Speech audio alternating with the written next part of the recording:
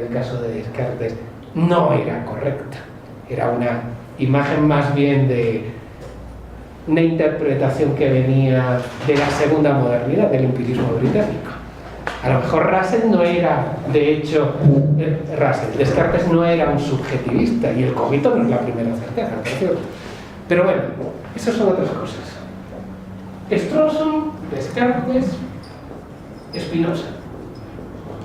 Porque está proponiendo una teoría de la mente que es una teoría de la mente dual o de dual aspect. Dos dimensiones, la interna y la externa. Spinozismo. Muy bien. Pues si venimos simplemente, pues, ya que lo he nombrado, vuelvo a nombrar a Sosa. ¿Ah? Sí, lo vuelvo a nombrar porque es que es el mejor con diferencia, además.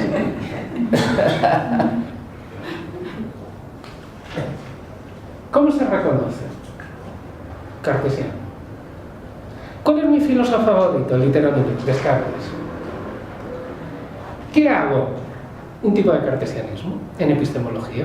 Un cartesianismo de algún modo mitigado o ampliado, si queréis decirlo así, con la presencia fundamentalmente de Platón y de los problemas planteados en el Teéteto acerca de la naturaleza del conocimiento, y en el Menón acerca del valor del conocimiento, Platón, y la filosofía en el sentido común escocesa del siglo XVIII, fundamentalmente Thomas Reid.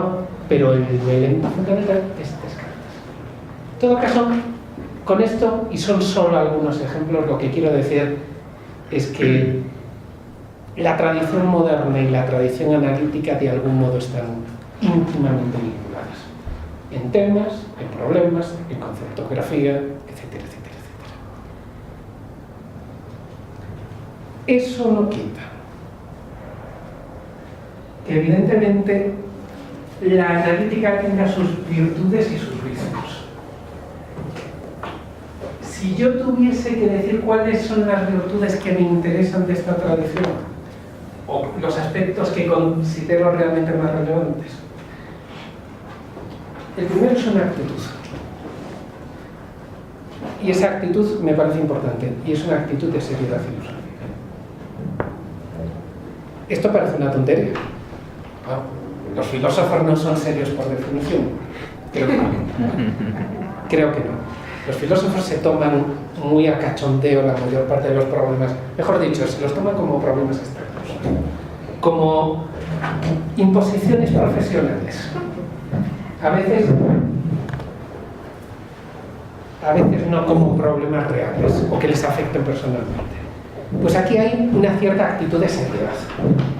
O sea, de que los problemas filosóficos son profundos, fastidiados, complejos, que de algún modo tienen ramificaciones en varias dimensiones de la personalidad, no son puramente, por lo tanto, lógicos, tienen también dimensiones, por ejemplo, éticas, importantes, y por lo tanto no son meras abstracciones del estudio, sino que plagan de algún modo la conciencia del filósofo, y por lo tanto que se tienen que tratar con una categorización muy cuidadosa, es decir, con una técnica refinada, es decir, con una buena conceptografía. Pues ese gusto por la conceptografización, la categorización, la apreciación del detalle dentro de la argumentación, y sobre todo por la argumentación, por el hecho de que se argumenta, cosa que a veces en otras tradiciones de filosofía se echa de menos, o por lo menos yo echo de menos, es un valor importante que tiene esta tradición. Una actitud, una conceptografía útil, también, por lo menos a mí me resulta útil, porque me resulta inteligible. Es decir, porque puedo comprender cosas a partir de los conceptos que se me están prestando. Lo cual no significa dogmatismo conceptográfico, cosa que además cada vez es más infrecuente, el dogmatismo conceptográfico. Es decir, eso no significa que para describir determinados fenómenos o para analizarlos bien, uno no tenga que usar conceptografías alternativas. Y eso se suele hacer. Por ejemplo, esto es un caso entre muchos otros. Colin McGee, también un filósofo de la mente, publicó un estudio magnífico hace 7 u 8 años sobre la imaginación. Creo que es el mejor que yo he leído sobre ese tema. Y es un estudio, o sea, tiene elementos evidentemente que tienen que ver con teoría de las artes, pero son accidentales. Esto es un estudio acerca del concepto de imaginación, cómo la imaginación no es una capacidad reductible a la capacidad perceptiva, cómo por lo tanto las imágenes no son perceptos y qué se deriva de todo eso. Entre otras cosas, con ciertas discusiones sobre el problema del sueño muy interesantes. Bien, ¿qué hace Markin? Que es un filósofo analítico fuerte, podríamos decir. Pues muy sencillo.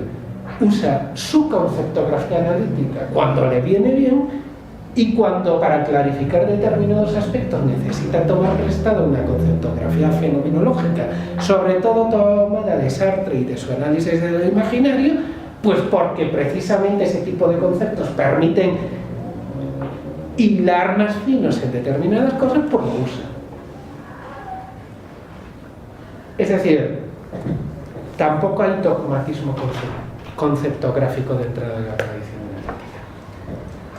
Entonces, actitud de seriedad, conceptografía seria, muchas gracias, pero no necesariamente dogmática, virtudes enormes. Hay peligros, evidentemente también. El peligro de la analítica fundamentalmente tiende al escolasticismo, en un sentido pésimo de la palabra. Ese es el gran peligro de la analítica, que se convierte en una técnica o una ingeniería de pequeños problemas a veces. Es decir, cuando la analítica carece de síntesis, cuando la analítica carece de visiones perspicuas, o el filósofo en concreto, cuando no tiene una representación general ni aspira a ella, de interconexión de determinados problemas y de inteligibilidad de las conexiones entre esos problemas, entonces puede quedar reducida, pues eso, a una discusión sobre el sexo de los ángeles, que no interesa a absolutamente nadie. El problema es que no interesa al primero de todos al propio filósofo que lo plantea. Porque ese es el gran problema de la analítica, el escolasticismo, que va unido a cierto dogmatismo, a cierta inflexibilidad de mente, a cierta osificación de la imaginación, a veces.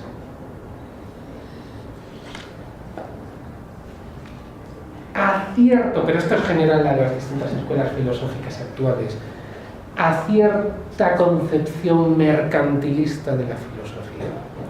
Es decir, de hago el paper con índice de impacto y no me interesa ni lo que digo ni lo que defiendo, sino más o menos que tengo un buen índice de impactos. Algo parecido a eso. Y un fenómeno vinculado a eso, que es un fenómeno real. Gracias a Dios, con excepciones enormes. He intentado poner unas cuantas, se podrían poner muchas más. Pero hay un fenómeno real que es a lo que podríamos denominar el parroquialismo temporal. Me explico. Hay dos clases de parroquialismo, de estrechez de mente. Uno es el espacial. Es decir, tú conoces este área en el espacio concreto y dices que es genial, y el resto no te interesa y lo ignoras completamente y además es malo. Pero también lo hay temporal. Es decir, la creencia de que ahora mismo estamos en un punto que es algo así como el extremo del progreso de la filosofía, todo debe ser medido desde este punto, como bueno, como malo, y en último término, como la historia de la filosofía es análoga a la historia de la ciencia, si no os puede recordar, entonces el concepto de progreso tiene sentido y por lo tanto el resto de las filosofías pretéritas no nos interesan, igual que al científico no le interesa pues la teoría tolemaica para nada, es ya obsoleta. Pues Platón es obsoleto y Descartes ni te cuento, obsoletos totales. Ese tipo de actitud es a veces frecuente encontrarlo en la tradición analítica o entre sus practicantes, ese tipo de actitud. Ignorancia de la historia de la filosofía. Total. Es más, A veces en determinados ámbitos se recomienda, por ejemplo, cosas del tipo no cites autores de más allá de 10 o 15 años de antigüedad, o cosas así.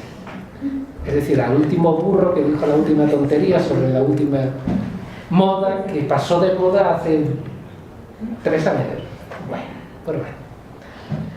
Eso es a veces uno de los defectos que uno puede encontrar aquí.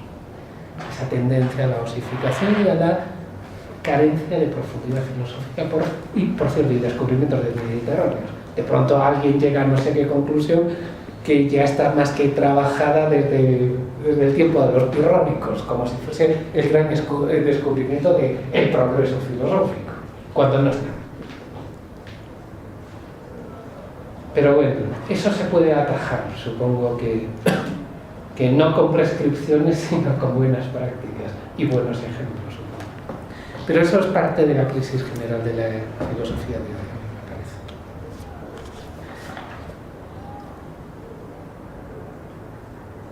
Y por lo tanto me muevo con una cosa, sigo con esta autodescripción, que no es una cosa que me plazca especialmente, pero vale.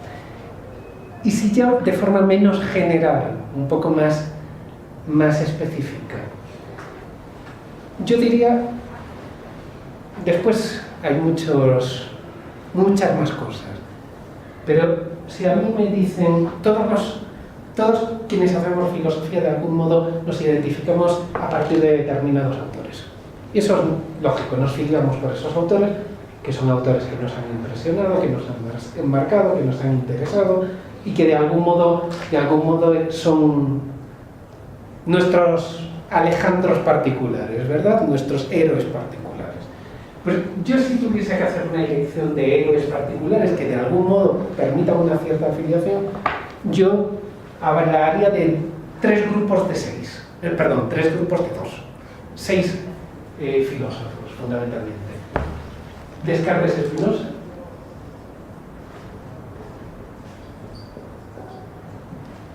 Schopenhauer, Nietzsche y Wittgenstein, Sosa, de nuevo.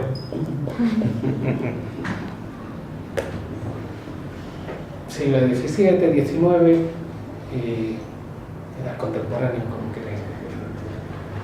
Eso sí, si entre los 6 de algún modo tengo que escoger a uno solo para irme a una isla desierta, es el primero.